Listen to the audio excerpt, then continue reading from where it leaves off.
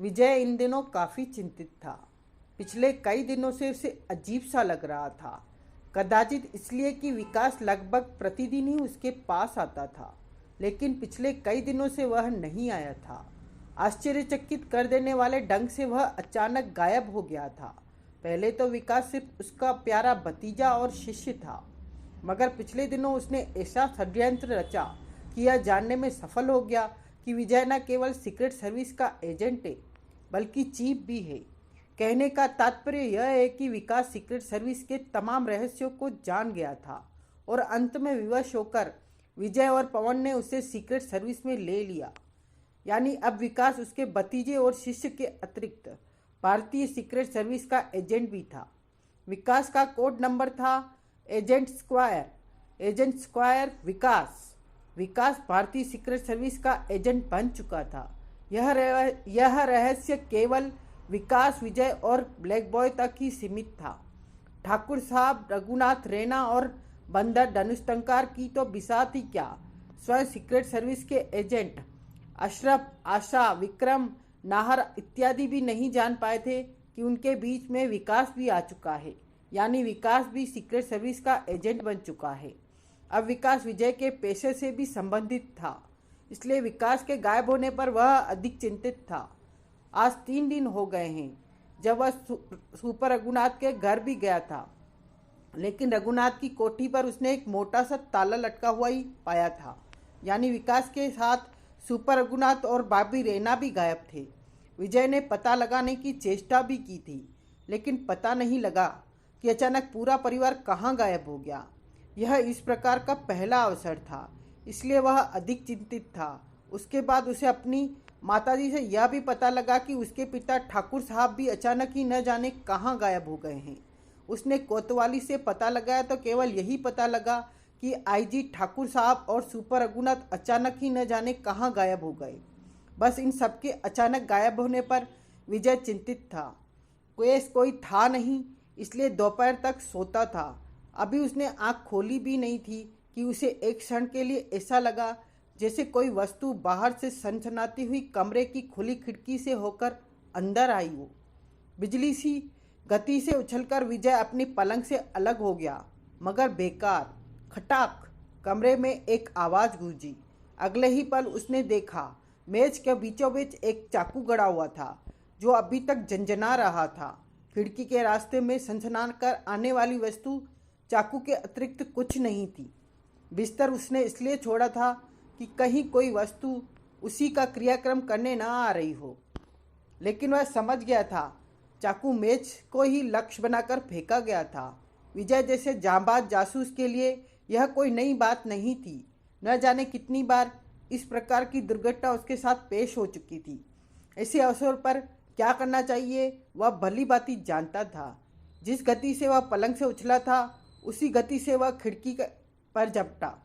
वह विशेष तो कुछ न देख सका, लेकिन इतना अवश्य देखा कि एक शाह आस्टिन फर्राटे के साथ उसकी कोठी के सामने से निकल गई। विजय की तेज नजरों ने उसका नंबर पढ़ना चाहा, लेकिन अब इसमें विजय क्या हींग लगाए कि कार का नंबर तो गधे का सिंग बना हुआ था।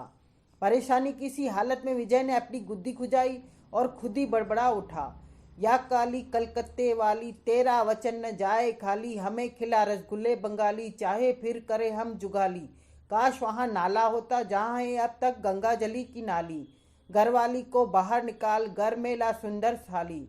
यूं ही उटपटांग जगजगी बुदबुदाता हुआ वह मुड़ा और मेज में गड़े हुए 14 इंच के रामपुरी चाकू को देखा। कुछ इस प्रकार प्यार के साथ जैसे नई प्रेमिका से आंख मटका रहा हो। फिर उसके होठ सीटी बजाने के अंदाज से सिकुड़ गए। सीटी की आवाज़ भी निकली। उसकी दृष्टि चाकू पर कम और चाकू के मूठ पर लिपटे हुए कागज पर अधिक थी। फिर खुद से ही बोला, प्यारे विजय कुमार जगजगिए, ये साला अलादीन तो कभी सामने आया नहीं, लेकिन घटनाएं अवश्य आती हैं। यानी कि लगता है कोई चक्कर शुरू। वह आगे बढ़ा और चाकू की मूठ पकड़कर मेज से बाहर निकाला।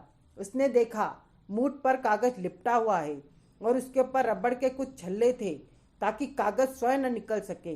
कागज खोलता हुआ वह बुदबुदाया, कहीं साला अपना दिल जला तो किसी चक्कर में नहीं फंस गया है। कागज खोलो। कागज खोला। सबसे ऊपर लिखा था, जासूस प्यारे, जगथकी सुनने के हैं अरमान हमारे, बोलो क्या है दाम तुम्हारे। पढ़कर विजय चौंका। सोचा कि लिखने वाला मूड में था। कौन हो सकता है?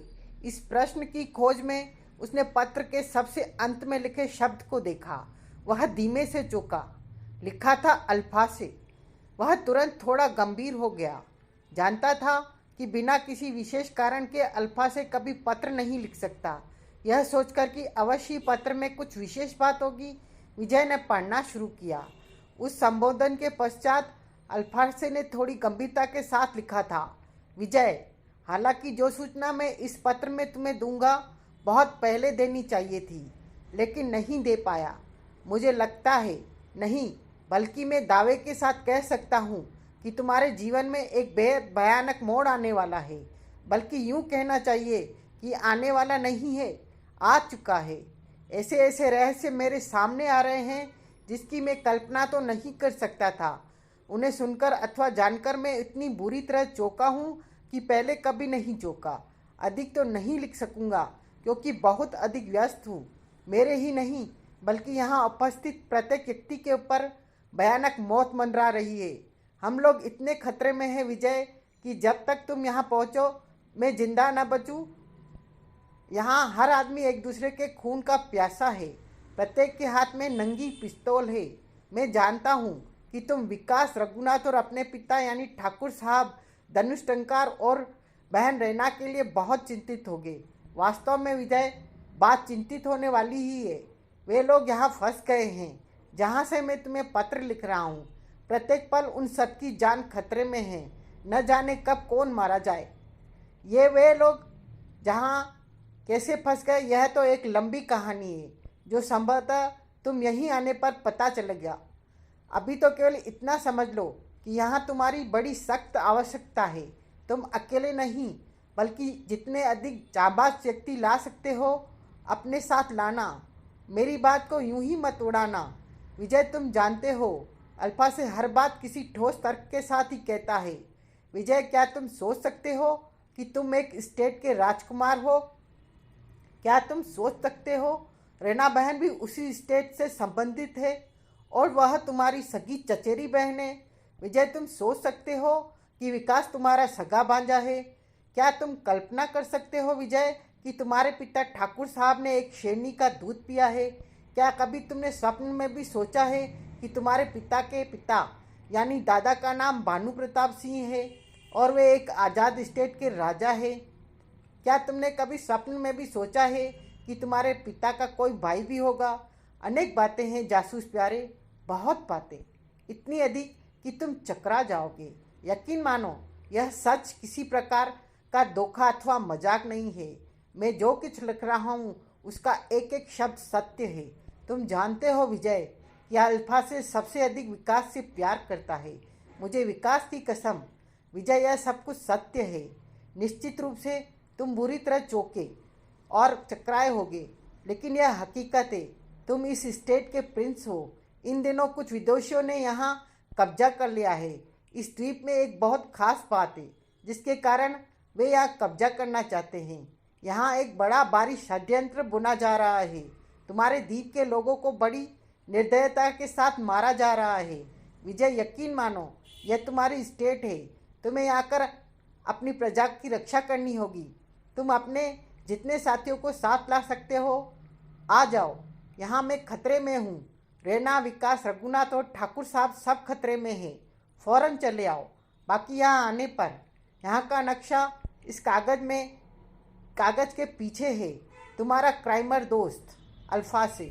समूचा पत्र पढ़कर जैसे विजय की खोपड़ी अंतरिक्ष में तैरने लगी। वह चकित रह गया। हक्का बक्का सा पत्र को देखता रह गया। उसे विश्वास ही नहीं आया कि उसने जो कुछ पढ़ा है वह सही है। उसने पुनः पढ़ा। यकीन न आने पर फिर पढ़ा।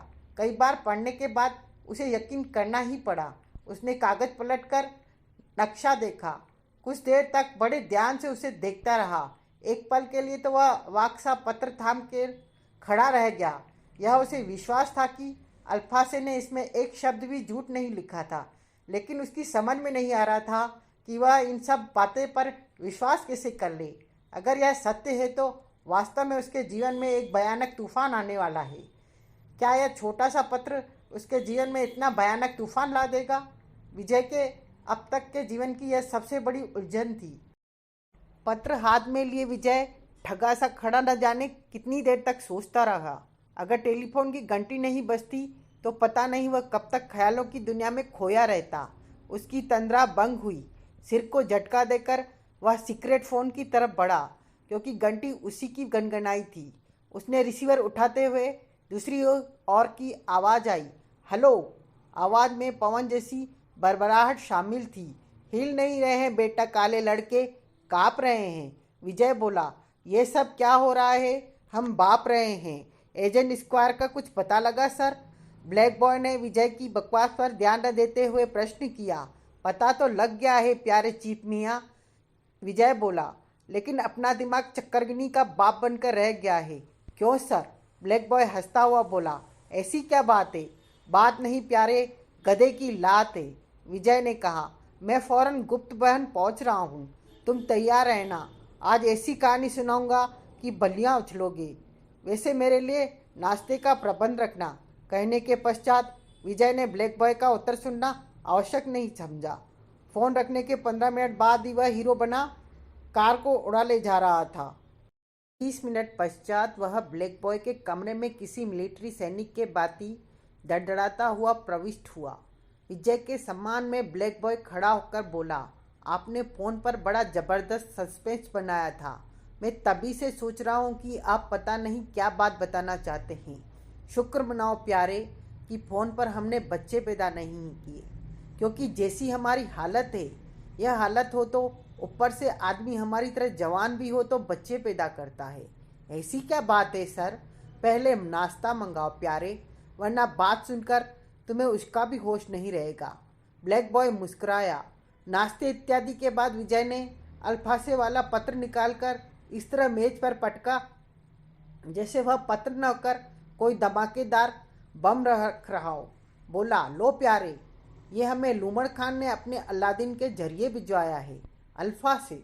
ब्लैक बॉय चौंका। उसने पत्र भेजा है? क्या लिखा है इसमें? बड़ी तासू चीज़ लिखी है प्यारे चीफ मियाँ, विजय बोला। क्या कोई साला जासूसी लेखक उपन्यास लिखेगा? पूरा अध्ययन करो। ब्लैक बॉय ने मेज से वह पत्र उठा लिया। इसे बाद में पढ़ना प्यारे चीफ मियाँ, विजय बोला। पहले एक सिगरेट दो। सिगरेट? बुरी तरह चौंका ब्लैक बॉय। आप सिगरेट पिएंगे? बस प्यारे, आज तो कुछ ऐसी ही इच्छा है। ब्लैक बॉय समझ गया कि आज विजय आवश्यकता से कुछ अधिक परेशान है। विजय सिगरेट नहीं पीता था, ब्लैक बॉय यह जानता था, लेकिन वह स्वयं एक जासूस होने के नाते सिगरेट पी लेता था। अगर प्रथम अवसर ही था जब विजय परेशानी के अधीन होकर सिगरेट पीने के लिए मांग रहा था। ब्लैक बॉय ने पैकेट उसकी ओर बढ़ा दिया। इधर विजय ने सिगरेट सुलगाई, उधर ब्लैक बॉय ने पत्र खोलकर पढ़ा। विजय के कष्ट लेकर ध्यान से ब्लैक बॉय के चेहरे को देखा। पत्र पढ़ते पढ़ते बुरी तरह चौंक पड़ा ब्लैक बॉय। अविश्वास भरी दृष्टि से उसने पत्र से नजरें उठाकर विजय को देखा। विजय ने बड़ी आशा के साथ अदा के साथ आंख मारी और बोला, अभी मत चौंको प्यारे काले लड़के, अभी तो आगे पढ़ो। ब्लैक बॉय विजय का मुंह ताकता रह गया। उसने पुनः पत्र पढ़ना शुरू किया और पढ़ते पढ़ते वह अनेक बार इस तरह चौंका मानो कुर्सी पर अनेक बिच्छू रेंग रहे हैं। समूचे संसार का आश्चर्य उसी के चेहरे पर सिमट आया था। अविश्वास के भाव स्पष्ट थे। ब्लैक बॉय का चेहरा सफ़ेद पड़ गया। पूरा पत्र पढ़कर ब्लैक बॉय अपनी चेयर से उछल गया। उसके मुंह से निकला, नहीं, यह नहीं हो सकता। पहले आराम से बैठ जाओ प्यारे चीफ मियाँ, विजय पुनः कुर्सी पर बैठता हुआ बोला। ये तो नहीं माना जा सकता प्यारे, यह बात हो ही ना, लेकिन ये जरूर है कि ऐसा कठिन है। यानी आप इस पर विश्वास कर रहे हैं? ब्लैक बॉय ने बेहद आश्चर्य में डूबे स्वर में कहा। विश्वास करना पड़ रहा है प्यारे काले लड़के, विजय ने कहा। मैं इस साले लूमड़ खान को बहुत अच्छी तरह से जानता हूँ। ये एक नंबर का हरामी है, लेकिन यह भी मेरा दावा है कि इस पत्र में उसने एक एक बात सत्य लिखी है। इस तरह के थर्ड क्लास झूठ वह कभी नहीं बोलता। इसका मतलब है आप वास्तव में उस स्टेट के प्रिंस हैं क्यों? कहते कहते विजय ने गर्व से सीना फुलाकर दुगना कर दिया। क्या हमारे थोबड़े से राजसी टैक्स तेज नहीं टपक रहा है? विजय की इस हरकत पर ब्लैक बॉय मुस्कुराए बिना नहीं रह सका। बोला, तो सर अब क्या आदेश है? क्या किया जाए? क्या हम सबको उस स्टेट पर चलना होगा? क्या मैं सबको आदेश दूँ? चलना तो होगा ही, विजय ने कहा। फौरन एक हेलीकॉप्टर का प्रबंध करो, हमें आज ही रवाना होना है। और देखो, यहाँ से बस हम केवल 3 इंसान यहाँ के लिए वहाँ के लिए रवाना होंगे। 3? कौन सर? मैं, तुम और तीसरा व्यक्ति होगा गुलफाम। गुलफाम? ब्लैक बॉय ने नाम दोहराया। क्या वही गुलफाम सर, जो किसी जमाने में राजनगर का कुख्यात गुंडा था, लेकिन आपसे टकराने के बाद आपका शिष्य बन गया है और अब शराफत के साथ एक होटल चला रहा है? बिल्कुल वही प्यारे, लेकिन उसकी क्या तुक है यहाँ? ब्लैक बॉय बोला। अगर तीसरा ही लेना है तो सीक्रेट सर्विस का कोई सदस्य ले लो। उसकी तुक अगर समझा दी प्यारे मियाँ, तो ये सोचो कि तुम हमसे पहले अपने घर में दुल्हनिया ले आओगे। वह अपनी ही धुन में कहे जा रहा था। फिलहाल यहाँ किसी भी सीक्रेट एजेंट का जाना ठीक नहीं है। ओके सर, ब्लैक बॉय बोला। जैसी आपकी इच्छा। बस प्यारे, जल्दी से प्रबंध करो। विजय उठता हुआ बोला। मैं जरा अपने गुलफाम प्यारे को लेकर आता हूँ। विजय बाहर निकलता हुआ बोला। और देखो, उसके सामने पवनगिरी मत दिखाना। तुम्हारा परिचय मेरे दोस्त के रूप में होगा, क्योंकि अगर उसके सामने तुमने मुझे कोई आदेश दिया तो वह तुम्हारा जबड़ा तोड़ देगा। कहकर विजय बाहर निकल गया। ब्लैक बॉय सोचता ही रह गया, क्या इंसान है। जीवन का एक कितना बड़ा रहस्य खुला है, लेकिन फिर भी पूरी तरह मस्त है। विजय जैसा दूसरा इंसान इस दुनिया में मिलना कठिन है। यह राजमहल का वही हाल था जहाँ राजा अभय सिंह का दरबार लगा रहता था, परंतु उसकी स्थिति में अब काफ़ी परिवर्तन हो चुका था। अब न वहाँ पर सिंहासन था और न ही उस तरह की राजसी कुर्सियाँ जिन पर राजा के महत्वपूर्ण व्यक्ति और 9 रत्नों का ग्रुप बैठा करता था, जिससे राजा अपने हर मामले में सलाह लेता था। अब तो उस हाल को कवर करती हुई एक गोल मेज वहाँ बिछी हुई थी। अनेक कुर्सियाँ बिछी हुई थी। रात के 3 बजे का समय था और हाल ट्यूबलाइटों के प्रकाश से जगमगा उठा था। गोल मेज पर चारों ओर लगभग 30 इंसान बैठे थे, जिनमें विश्व के माने हुए धुरंधर जासूस भी थे। एक चेयर पर जेम्स बॉन्ड बैठा हुआ था, उसके बराबर में ग्रिफिक्स, उसके बराबर में माइक स्प्लेन और उसके बराबर में फुचिंग। फुचिंग की अब दोनों आंखें सलामत थी। कदाचित चीन सरकार ने किसी अन्य इंसान की आंखें उसे दी थी। वैसे उसके माथे पर लिखा हुआ विकास का नाम अभी भी चमकता था। फुचिंग के समीप ही इस स्टेट का मंत्री गणपत सिंह बैठा था। पिछले लंबे समय से वह राजा अभय सिंह का वफादार मंत्री था, लेकिन अब इन विदेशियों के साथ नजर आ रहा था। इन लोगों के अतिरिक्त अन्य कुर्सियों पर इंग्लैंड, चीन और अमेरिका की बड़ी बड़ी हस्तियां विराजमान थीं, जिनमें अमेरिकी थल सेना का एडमिरल मेंशन, चीनी वायुसेना का मार्शल चांगलू और ब्रिटिश जल सेना का एडमिरल हाइलोप नार्वे भी नाम उल्लेखनीय हैं। उनके अतिरिक्त 3 देशों की सेनाओं के उच्च अधिकारी वहां उपस्थित थी।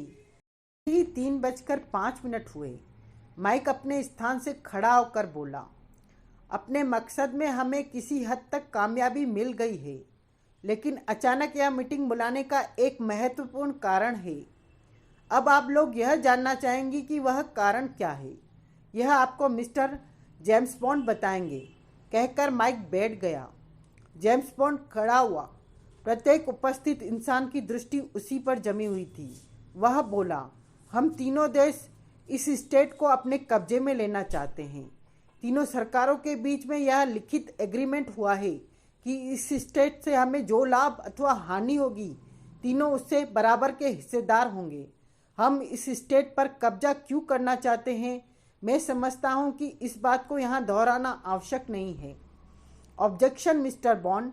पुचिंग अपने स्थान से खड़ा होकर बोला, मैं समझता हूं कि आज की रात हम इस मीटिंग को अधिक समय नहीं दे सकेंगे। इसलिए उचित हो कि थोड़े समय में आप मीटिंग का कारण बताएं। थैंक यू फ्यूचिंग, जेम्स बॉन्ड ने मुस्कुराकर कहा। मैं संक्षेप में आप सबको बताता हूँ। यह भी सब जानते हैं कि अचानक हम तीनों देशों की दृष्टि इस स्टेट पर क्यों पड़ी। कहते हुए बॉन्ड ने मंत्री गणपत सिंह की ओर देखा। गणपत सिंह के होठों पर एक क्रूर मुस्कान आकर विलुप्त हो गई। जेम्स बॉन्ड आगे बढ़ा। सबसे पहले मैं आप लोगों को यह बता देना चाहता हूँ कि अब तक इस स्टेट पर काबू करना अथवा राजा अभय सिंह का तख्ता पलटकर अपने को यहाँ का शासक बनाना सरल था और हमने यह सरल कार्य पूरा कर दिया है। हम पूरी तरह से अभय सिंह का तख्ता पलटने में सफल हो गए हैं, मगर यहाँ की जनता अपने राजा और आज़ादी के प्रति बेहद वफादार है, इसलिए पूरी स्टेट पर आज मार काट कची हुई है। लेकिन इस बात को भी भुगता गया, क्योंकि ये मुट्ठी भर लोग कितना भी साहस कर ले, हमारी शक्ति के सामने कुछ भी नहीं है। मिस्टर हाईलोप नर्वे बोला। मिस्टर बॉन्ड, आप पुनः बहक गए। इस बार मैं बहका नहीं हूँ। बॉन्ड बड़ी संयमता के साथ हाईतोप को घूरता हुआ बोला। आज की रात यहाँ के कुछ युवक अपना जोश दिखा रहे हैं, लेकिन हम यहाँ की सत्ता पूरी तरह संभाल लेंगे और मंत्री गणपत सिंह को यहाँ का राजा घोषित कर देंगे।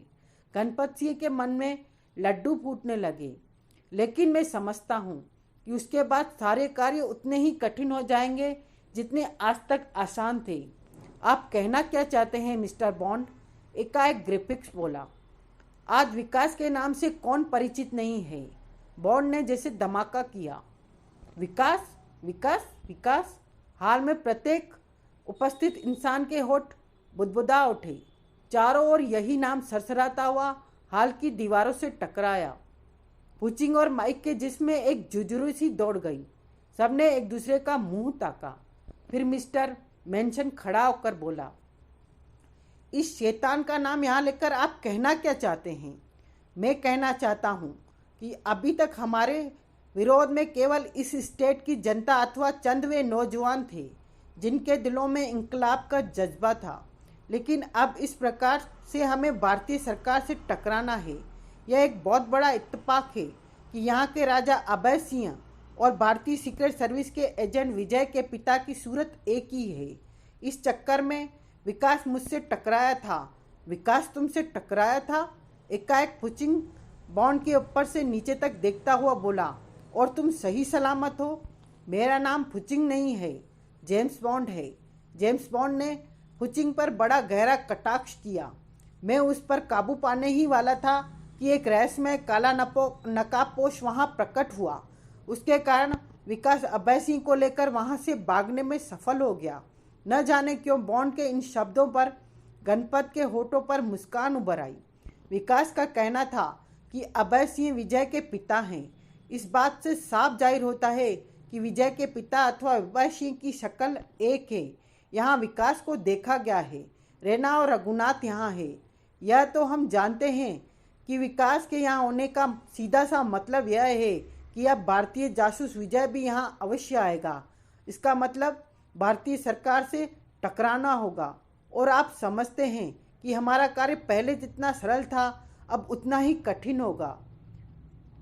क्या आप लोग केवल विकास की उपस्थिति से घबरा गए? चांगलू बोला। तुमने अभी विकास को देखा नहीं है मिस्टर चांगलू, ग्रिफिथ बोला। जिस दिन देख लोगे ऐसी बातें करना छोड़ दोगे। वह अकेला ही इतना बड़ा जल्लाद है कि इंसान को इंसान न समझकर गाजर मूली समझता है। फिर उसके पीछे बड़ी बड़ी महान शक्तियों का हाथ है। विजय और अल्फासे को अगर यह पता लग जाए कि तुमने विकास के जिस्म का एक बूंद खून बहाया है तो वे दोनों तुम्हारे खून से तुम्ही को होली खिला देंगे। चांगलू कांप उठा।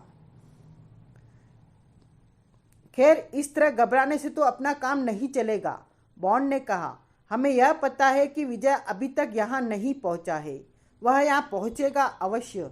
हमें सतर्क रहना है और उसे इस स्टेट पर कदम नहीं रखने देना है। अभी बॉन्ड कुछ और भी कहना चाहता था कि वह धीमे से चौंक पड़ा। हॉल के एक रोशनदान के पास से एक धुआं का एक छोटा सा छल्ला झनझनाता हुआ हॉल में प्रविष्ट हुआ। यह छल्ला ऐसा था जैसे कुछ लोग सिगरेट से कश लगाकर मुंह से धुएं का छल्ला उड़ाते हैं। उसी पल दाएं एक फायर की आवाज़ ने वातावरण को कपकपा दिया। एक गोली ठीक उस धुएं के छल्ले में से होती हुई जेम्स बॉन्ड की ओर लपकी, लेकिन बॉन्ड ने बिजली की सी गति में हवा में जंप लगाई और खुद को बचा गया। गोली चलाने वाले का कमाल यह था कि गोली धुएं के छल्ले के बीच से निकली थी, लेकिन छल्ला टूटा नहीं था। तेजी के साथ सभी इंसानों ने मेज के नीचे पोजीशन ले ली। सबकी दृष्टि रोशनदान पर गई। देखते ही सब अवाक से रह गए। वहाँ बड़े आराम से किसी शहंशाह के भांति एक बंदर बैठा था। उसके एक हाथ में जलता हुआ सिगार था और दूसरे में पिस्तौल। उसके जिस्म पर कीमती सूट था और सिर पर एक गोल केप। एक साथ कई रिवाल्वर गरजे। निशाना था वही बंदर। लेकिन वह बंदर तो जिसे सबका गुरु था। सबने देखा, सबकी गोलियां व्यर्थ गई। बंदर रोशनदान से गायब था। तभी एक चीनी अधिकारी के सिर मेज की आड़ से बाहर निकला। दाएं रोशनदान से फायर हुआ और उस अधिकारी का सिर तरबूज की तरफ फट गया। सबकी दृष्टि पल भर के लिए उस तरफ गई और इसी बीच एक कागज उछलकर रोशनदान से हॉल में जा गिरा। उसके बाद बंदर को ढूंढा गया, लेकिन वह गायब हो चुका था। अंत में ग्रिफिथ्स ने वह कागज उठा लिया जो कदाचित बंदर ने ही फेंक दिया था। खोलकर उसने जोर जोर से पढ़ा। बेटा, चपर के नातियों, इस स्टेट को क्या तुमने अपने बाप की स्टेट समझ रखा है? क्यों बे उल्लू के चरखे जेम्स बॉन्ड, क्या इसी के दम पर दुनिया का महान जासूस बनता है? और पुचिंग, क्या गुरु के हाथों एक बार फिर अंधा होना चाहता है? ज़्यादा तो नहीं लिखूंगा, लेकिन इतना जरूर लिखूंगा कि तुम्हारी मौत आ गई है जो गुरु से टकराने वाले हो। उन पर खून सवार है, एक एक को बिठा देंगे। अगर सलामती चाहते हो तो दुम दबाकर इस स्टेट से भाग जाओ। तुम जानते हो कि इंसानों के पूर्वज बंदर हैं और पूर्वजों की बात माननी चाहिए। अगर नहीं माने तो एक एक की आत्मा को बतासा समझकर फोड़ दिया जाएगा। तुम्हारा पूर्वज धनुष टंकार। सुनने वालों में से कई इंसान कांप उठे। पुचिंग के मुंह से निकला, यह तो विकास का बंदर था। सबने कांपकर पुचिंग को देखा। खुद पुचिंग के चेहरे की दोनों सुइयां बारह पर अटक कर रह गई थी।